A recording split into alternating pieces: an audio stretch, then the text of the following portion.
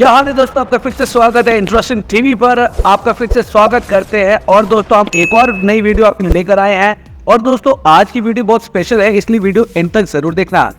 अगर आप नहीं है तो please subscribe the channel, bell icon दबाना मत भूलना। आइए दोस्तों शुरू करते बिना टाइम वेस्ट किए। दोस्तों रशिया और यूक्रेन के बीच में कॉन्फ्लिक्ट चल रहा है, उसके बाद हम लोगों को बहुत सारे ऐसे वेपन सिस्टम्स और ऐसी टेक्निक्स देखने को मिली है जो अभी तक डिफेंस सेगमेंट में हमने नहीं देखी थी।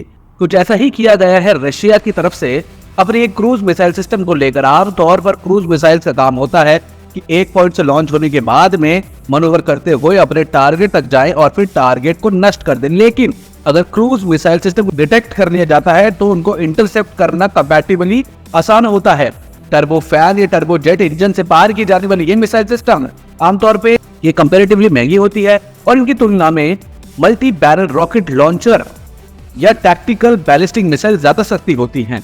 हालांकि अटैक्स के दौरान जब ये मिसाइल सिस्टम कम ऊंचाई पर होती हैं तो इनको रडार पर पकड़ना मुश्किल हो जाता है और अर्थ होराइजन का फायदा उठाते हुए इस तरीके की मिसाइल सिस्टम अपने टारगेट के काफी करीब पहुंचकर ही रडार पर दिखाई देती हैं। यानी ऐसे स्ट्राइक्स जहां पर प्रिसीजन की आवश्यकता होती है और अब महंगे मिसाइल सिस्टम वहां पर अफोर्ड कर सकते हैं।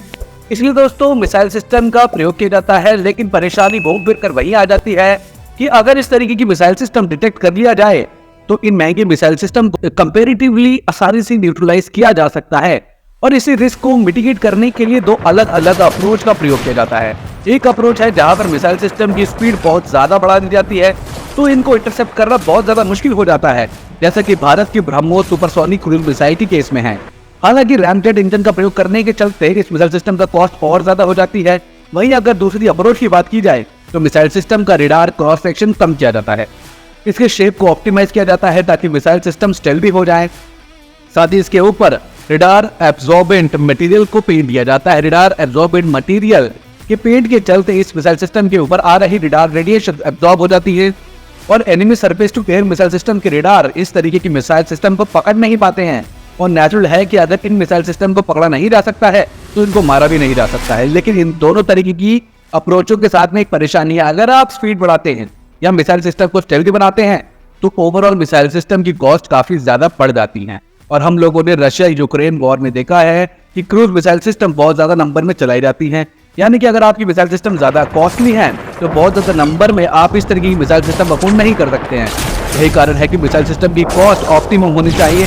और कहा जाता है ना कि आवश्यकता आविष्कार की जननी है।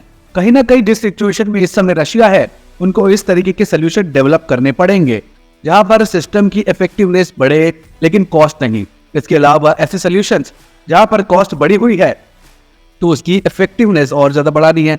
और ऐसा ही कुछ किया जा रहा है KH-101 मिसाइल सिस्टम के साथ में। अभी आप जो देख रहे हैं ना दोस्तों ये ब्लरी वीडियो, इसके अंदर आप देख सकते हैं कि एक मिसाइल सिस्टम फ्लेयर डिस्पेंस कर रही है और उसके बाद अपने टारगेट पर जाकर गिरती है। ये फुटेज KH-101 के अटैक का फुटेज है। KH-101 एक स्टेल्दी मिसाइल सिस्टम है और इसी वजह से इस मिसाइल सिस्टम की कॉस्ट ज्यादा है।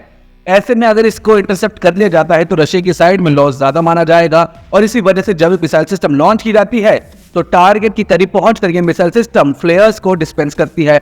और इसी चीज को आप उस ब्लरी फुटेज में देख पा रहे थे। ये चीज हम सब जानते हैं कि यूक्रेन के पास में इस समय अच्छे खासे surface to air missile system है, लेकिन अगर मिसाइल सिस्टम इस तरीके की होगी जो काउंटर मेजर डिस्पेंस करने में सक्षम होगी तो उसको इंटरसेप्ट करना बहुत मुश्किल हो जाएगा। देखिए KH-101 रशिया की लेटेस्ट मिसाइल सिस्टम और basically air launch cruise missile system. इस मिसाइल सिस्टम को साल 2012 के आसपास रशियन एयरफोर्स में इंडक्ट किया गया था और कुछ ही समय पहले इसको मास प्रोडक्शन की गई थी इसकी।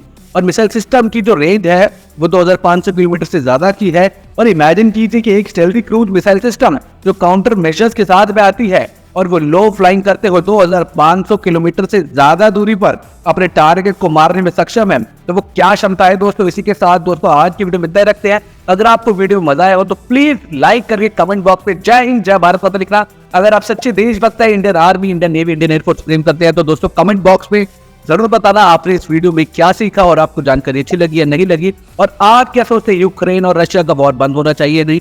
और साथ ही दोस्तों अगर आप नहीं तो please subscribe the channel, bell icon दबाना मत भूलना। और दोस्तों इस वीडियो को ज्यादा से ज्यादा शेयर कीजिए व्हाट्सएप ग्रुप्स के ऊपर, इंस्टाग्राम पे, ट्विटर पे, यूट्यूब पे, ताकि हर एक व्यक्ति को सारी इन्फॉर्मेशन टाइम मिलती रहे।